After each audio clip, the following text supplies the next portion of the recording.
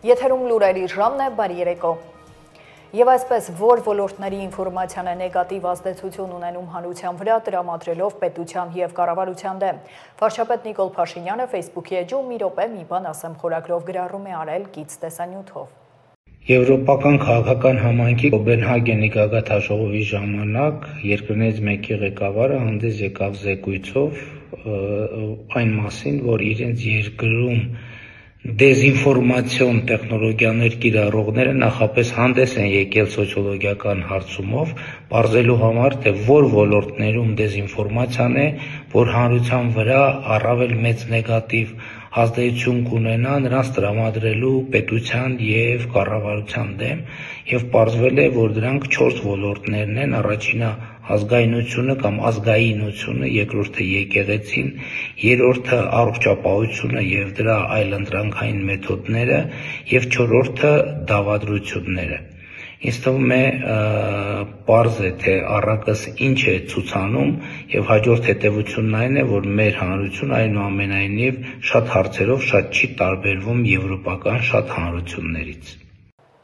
Պատիվ ունեմ խմբակցություն առաջարկել է հայտարարության տեքստ, որում արձանագրված փաստերը հայտնի են բոլորին, պարզապես այդ հայտարարության մեջ դրանք կրճատ շարադրված են։ Պետաիրավական հարցերի հանձնաժողովի նիստում ասել է խմբակցության ղեկավարը։ Հայկ Մամիջանյանը նշել է, որ իմփիչմենթի գործընթացը չէ, այն ընթանում է իր հունով և այլ գործընթաց է։ Սա հայտարարություն է, որն արձանագրել է մեր երկրում արտաքին քաղաքական և ներքաղաքական, նաև անվտանգության խնդիրները, ասել է Մամիջանյանը։ Ավելի ուշ լրագրողների հետ զրույցում նա պարզաբանել է, ինչ է ենթադրում հայտարարությունը։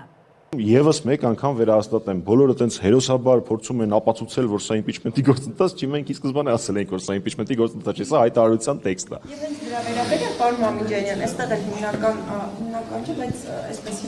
բարբերաբար հնչող մտքերից մեկը հենց դա է, թե ինչու ոչ իմպիչմենթի նախագիծ է։ Մեծ սիրով եւս մեկ անգամ պատասխանեմ, որովհետեւ Հայաստանի Հանրապետության օրենքներով իմպիչմենթի գործընթաց կարելի է մուտք անել 36 ստորագրությամբ, որից հետո 72 ժամվա ռեժիմով այն մտնում է օրակարգ, քվեարկվում եւ բացասական քվեարկվելու պարագայում Նիկոլ Փաշինյանը կես տարով ստանում է իմունիտետ։ Մենք նման բան թույլ տալ չենք կարող, մենք չենք կարող նմանօրինակ կարճատես, անհեռատես քայլ անել եւ մուտք անել 36 ստորագրությամբ մի փաստաթուղթ, այնտեղ էլ 72 ժամյա ռեժիմով նույնիսկ եթե արկա լինեին ՀԿՊ-ականները անհրաժեշտ թվով, որոնք միանալու են, իրենց նկատմամբ ռեպրեսիվ մեխանիզմը սկսելու էր աշխատել։ Ոչ, հարգելի գործընկերներ եւ քաղաքացիներ, մենք ընտրել ենք պարտվելու հավանականություն չենթադրող ճանապարհը, մինչև չլինի 54, մենք այդ թուղթը մուտք չենք անելու, այսինքն վերաձևակերպեմ, մուտքը թուղթ անելու պահին արդեն գործընթացը հաղթանակած է լինելու, որովհետև անհրաժեշտ է լինելու 54 ձայն, իսկ այդ 54-ը արդեն ստորագրած են լինելու։ Հա, սա է մոդելը։ Շատ են տալիս այդ հարցը, թե երբ, ինչու, ինչքան ժամանակ, այդ հարցը ճիշտ ասած առավել քան զարմացնում է, որովհետև մենք բոլորս ենք տեսնում ամեն օր ինչեր է տեղի ունենում, ինչ դարձելի սխալներ, ձախողումներ, բացթողումներ են տեղի ունենում։ Հետևաբար րոպե առաջ, օր առաջ։ Ժողովրդում անիստա։ Այս պահին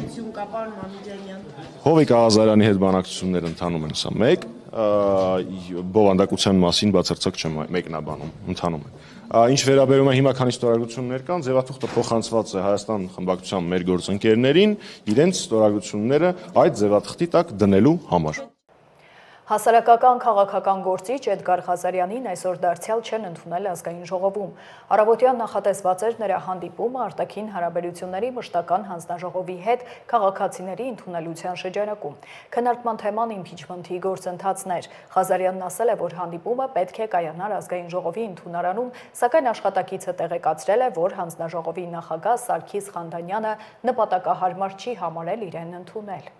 Ես վաղնել եմ ընդունելության, այս շաբաթ բոլոր օրերին կա, ժամ 11-ին։ Օրինակ, այն պատգամավորները հիմա դե պատիվ ունեմ նախաձեռնել է, Հայաստան խմբակցությունից էլ հայտարարեցին, որ իրանք էլ են միանում։ Այսինքն 34 падգամավոր վաղը այդ նախաձեռնության հեղինակ 34 падգամավորներին ժամը 11-ին հրավիրում եմ ստեղ։ Ասենք իրանց աշխատավայրն աշխատանքային օր աշխատանքային ժամ, մեկ աստեպ ազգային ժողովում պիտի լինեն, խնդրում եմ բոլոր 34 падգամավորները գան ընդունարան, ինձ հետ միասին, տեսնենք ԿՊ-ից падգամավորներից ով է ընդունողը, եթե չի ընդունում, այդան ասեն էլ մտ արիստ է, ոչ չես ընդունում։ Ազգային ժողովի ընդունելությունը, ազգային ժողովն է հայտարարել ընդունում, այսինքն ահանը ինչ է դնում, որ չես ընդունում։ Օգնեն ինձ այդ հանդիպումը կայանալու, մինչև հիմա ցավոք սրտի ինձ ոչ մի դիմադիր падգամավոր այդ հարցում քաղաքական, մեթոդական, աջակցություն կազմակերպական չի ցուցաբերել։ Ես ակնկալում եմ այդ աջակցությունը։ Գան միասին այդտեղ լսվենք դրանց գլխին, ինչ պիտի ասեք, խո չենք ծեծելու։ Շարունակենք, քաղաքապետը հայտարարել է, որ Գնունու շուկայի հարակից տարածքում փողոցին ոչ հարիր վիճակից պետք է ձերբազատվել օր առաջ։ Գործակարգավարական խորհրդակցության ժամանակ Տիգրան Ավինյանը շնորհակալություն է հայտնել գործընկերներին տարածքում իրականացված աշխատանքի համար, իսկ պատասխանատուներին հանձնարարել հնարավորին չափ սեղմ ժամկետում բարեկարգման նախագիծ իրականացնել։ Առանձին հատվածներում դեռ կրպակներ կան, որոնք իրավական որոշակի կարգավիճակ ունեն։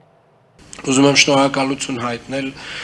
Գնունու շուկայի հարակից տարածքում իրականացված ձեր աշխատանքի համար, ձեր վարչության աշխատանքի համար, մեր գործընկերների, ովքեր որ մասնակցել են, եւ պարոն Պետոյանն էլ արդեն իսկ խնդրել եմ, որ հնարավորինս սեղմ ժամկետում բարեկարգման նախագիծ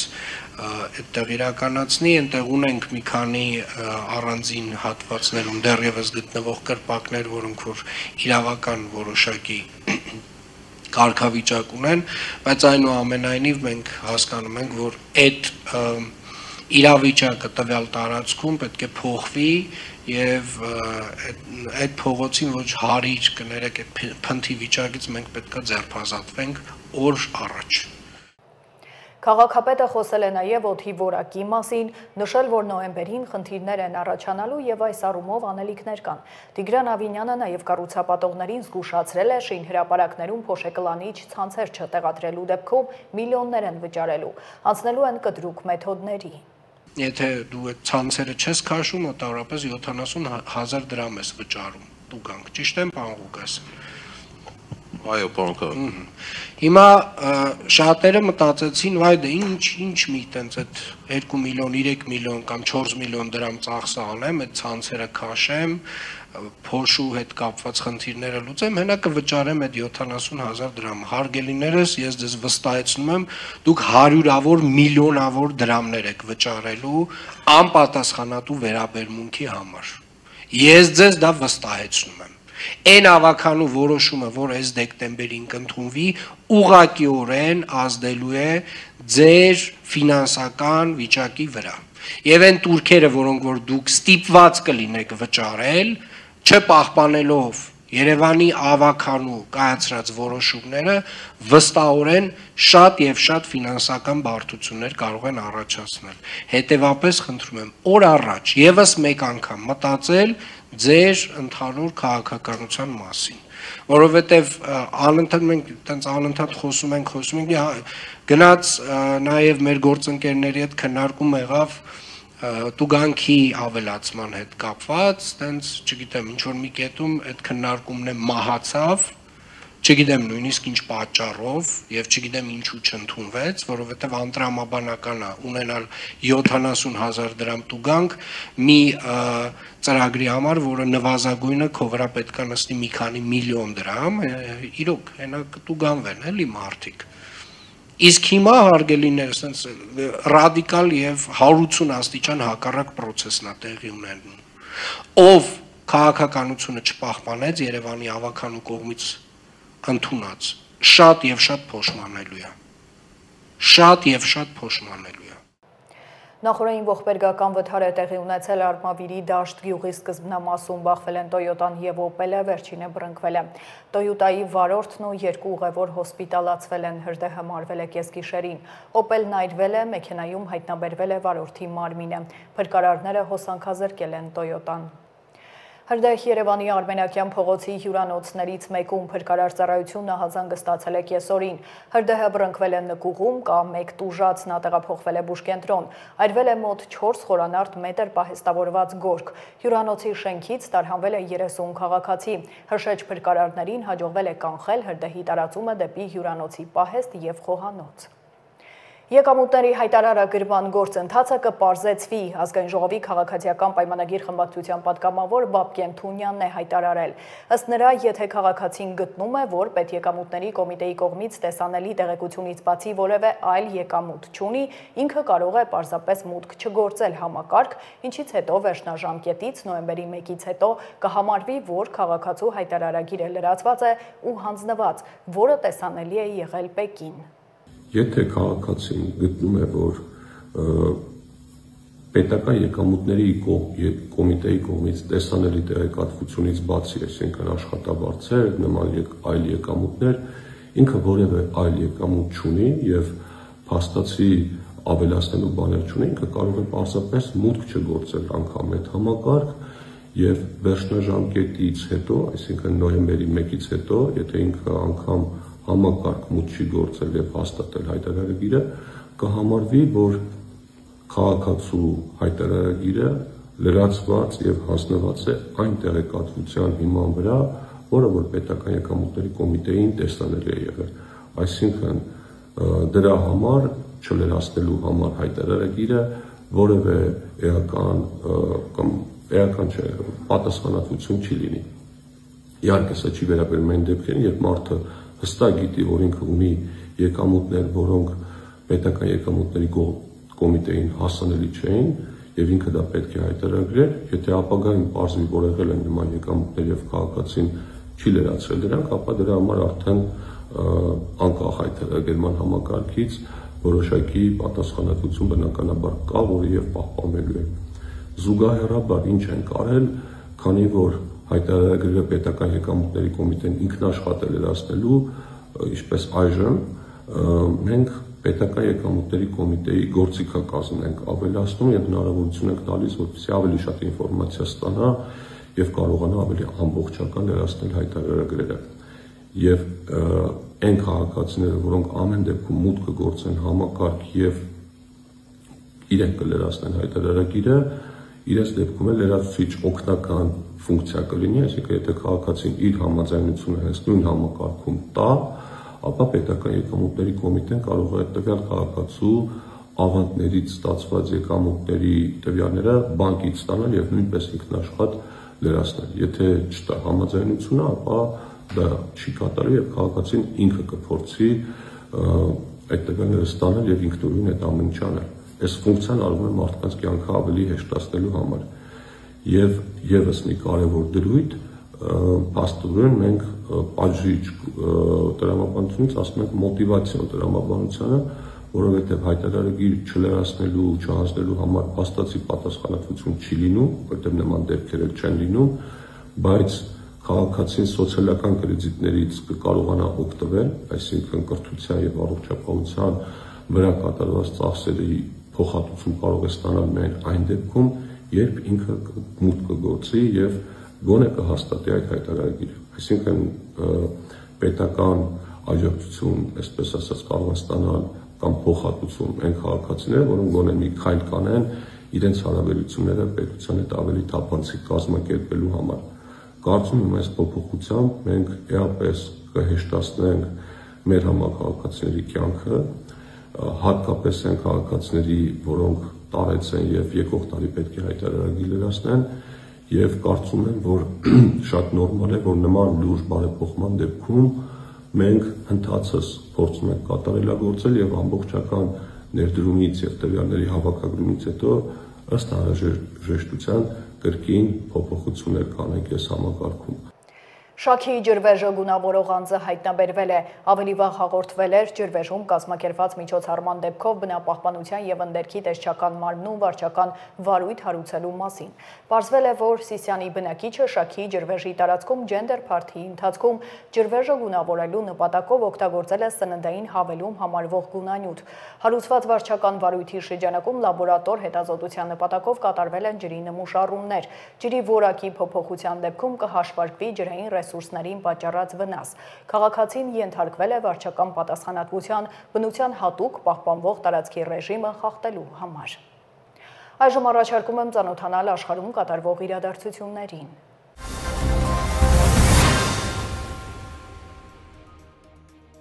Ֆրանսիայի վարչապետ Սեբաստիան Լեկորնյուն պաշտոնը ստանձնելուց ընդամենը 3 շաբաթ անց հրաժարական է տվել։ Հրաժարականի պատճառը նոր կառավարության կազմի դեմ դժգոհության մեծ ալիքն է։ Ֆրանսիայի նախագահ Էմանուել Մակրոնը ընդունել է վարչապետի հրաժարականը։ Սեբաստիան Լեկորնյուն, ով ստանձնել էր վարչապետի պաշտոնը 2025 թվականի սեպտեմբերի 9-ին, դարձել է երկրի ամենակարճ պաշտոնավարած վարչապետը։ Լեկորնյուն արդեն հոկտեմբերի 5-ի երեկոյան հայտնել է նոր կառավարության կազմը։ Վիետնամի կոմունիստական կուսակցության առաջնորդ Տո Լամն այս շաբաթ կմեկնի Հյուսիսային Կորեա, դառնալով վերջին 20 տարիների ընթացքում Վիետնամի առաջին առաջնորդը, որն այցելում է այդ երկիր։ Կորեայի Ժողովրդական Դեմոկրատական Հանրապետություն երրորդյա այցը կմեկնարկի հոկտեմբերի 9-ին։ Այցի շրջանակում Վիետնամի ղեկավարը ներկա կլինի հոկտեմբերի 10-ին կայանալիք ռազմական շքերթին, նվիրված իշխող աշխատավորական կուսակցության հիմնադրման 80-ամյակին։ Ակնկալվում է, որ Տո Լամի գլխավորած պատվիրակության կազմում կլինի նաև Վիետնամի պաշտպանության նախարարը։ Երկու կոմունիստական երկրները, որոնք սերտ կապեր են պահպանում, այս տարի նշում են դիվանագիտական հարաբերությունների հաստատման 75-ամյակը։ Չնայած ներկայում, ինչպես հայտնում է Փհենյանում Վիետնամի դեսպանատունը, դրանք առևտրային հարաբերություններ չունեն։ ԱՄՆ նախագահ Դոնալդ Թրամփը հրաման է տվել Տեխասից ազգային գվարդիայի 400 մարտիկի ուղարկել այլ նահանգներ։ Այս մասին X-ում հայտնել է Իլինոյսի նահանգապետ Ջեյ Ռոբերտ Պրիցկերը։ Թրամփը սեպտեմբերին հայտնել է, որ ազգային գվարդիայի մարտիկները կուղարկվեն Չիկագո, Իլինոյսի խոշորագույն քաղաք, առանց նշելու ժամկետները։ Միացյալ Նահանգների ղեկավարը մեկ անգամ չէ քննադատել Իլինոյսի նահանգապետին Չիկագոյում անվտանգությունն ապահովելու անկարողության համար։ ԱՄՆ-ի ղեկավարի կարծիքով սարսափելի քրեածին իրադրության պատճառով այդ քաղաքը վերածվել է դժոխային որջի։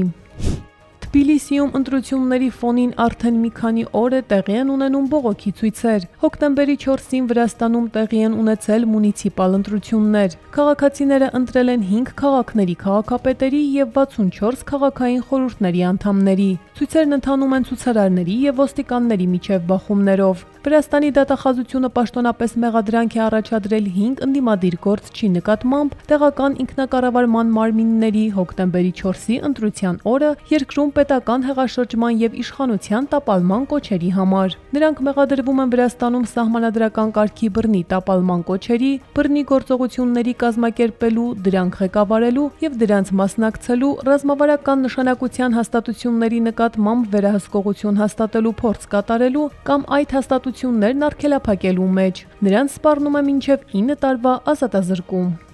Իսրայելի զինված ուժերի կողմից Գազայի հատվածում վերջին 1 օրում իրականացված հրետակոծությունների եւ մարտերի հետևանքով զոհվել է առնվազն 65 պաղեստինցի, եւս 153 մարդ վիրավորվել է։ Տվյալները Գազայի առողջապահության նախարարությունը հրապարակել է իր Telegram ալիքում։ Նախարարության տվյալներով հակամարտության հետևանքով Գազայում զոհված բնակիչների ընդհանուր թիվը հասել է 67139-ի, վիրավորների թիվը գրեթե 170,000-ի։ Նախարարությունը նաև նշել է, որ վերջին 24 ժամվա ընթացքում գրանցվել է սովից մահվան եւս 1 դեպք։ Սովից եւ թերսնման բարդություններից մահերի ընդհանուր թիվը այսպիսով հասել է 460-ի։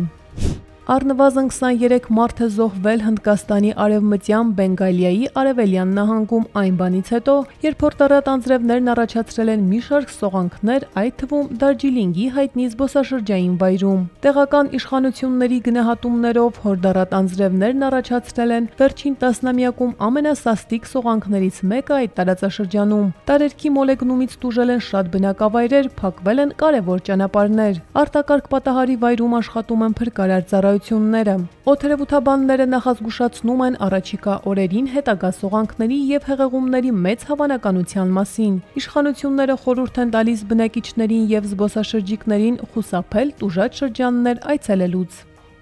Արմինե Գևորգյան, Update լրատվական։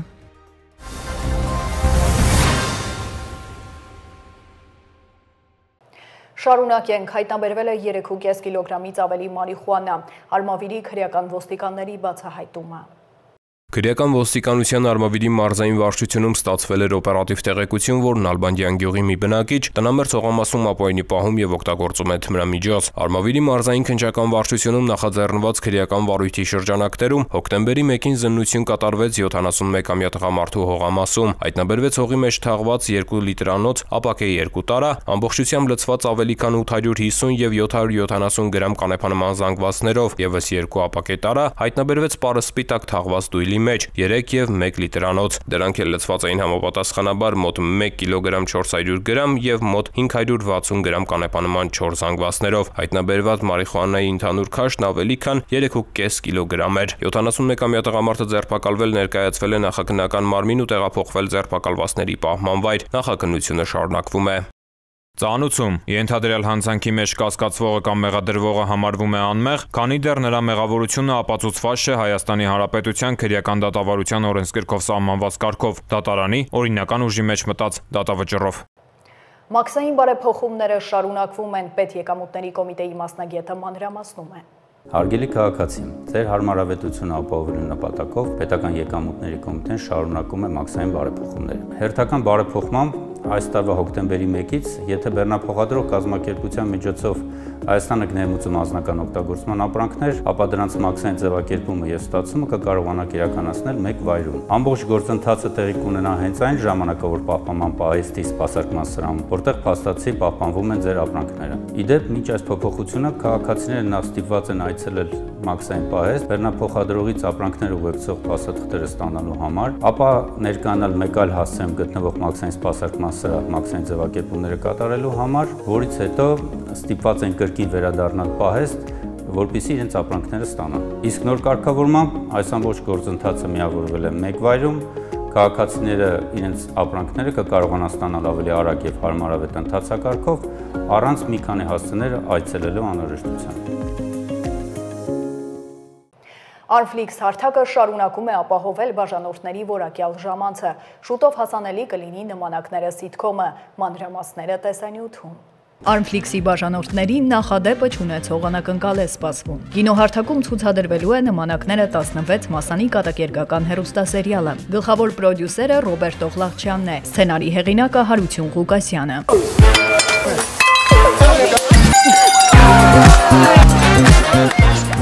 Նախ ասեմ, որ սա մեր Armflix-ի այս աշնանային եթերաշրջանի 9-րդ պրոյեկտն է։ 9-րդ, այսինքն 5 հատ նկարում ենք Հայաստանում, 4 հատ նկարվում է այստեղ, 4 սերիալներ, սա նույնպես լինելու է կոմեդիա, այսինքն կատակերգություն է լինելու եւ կատակերգության բոլոր մեր հրաշք դերասաններն են, բոլոր մեկը մեկից լավ, չեմ ուզում անուններով տամ, ավելի լավ է ցուցադրվի, որովհետեւ անուններով բոլորին գիտեն բոլորը, այսինքն մեր 20-30 տարի կոմեդիայի արկաներն են եւ սա լինելու է եւ Armflix-ով, եւ RTN-ով, եւ հետագայում նաեւ կլինի շատ ուշ նաև YouTube-ում, Հայաստանում, Նոր Հայաստան հեռուստաընկերությունով, Յուկոմով, բոլոր տեղերով գնալու է, սա մի հատ ամեն դերասան համարյա 2 դեր է տանում, նմանակները ինչի համար կոչվում, որովհետև ոչ մի դերասան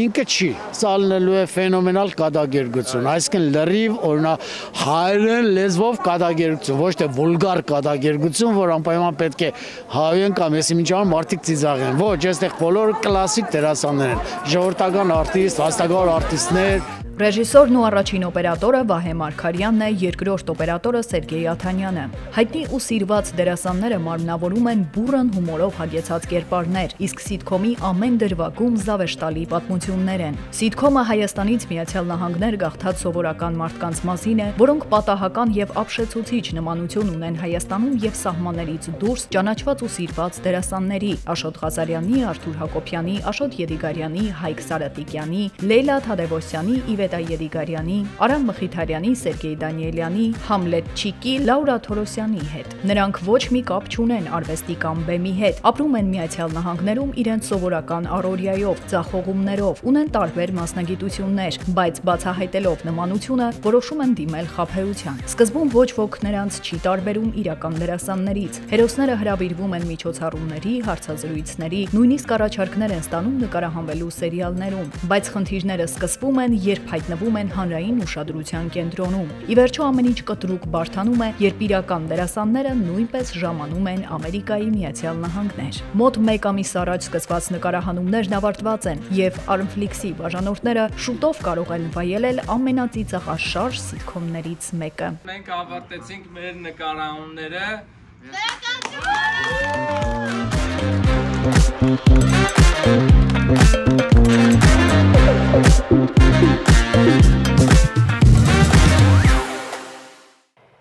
Եվ եղանակ Գագիկ Սուրենյանը Facebook-ի էջում գրառում է կատարել ակնարկելով առաջիկա օրերին սպասվող տաք եղանակի մասին։ Առաջիկա 3 օրերին կարելի է նաև մի փոքր շոքել, գրել է Սուրենյանը։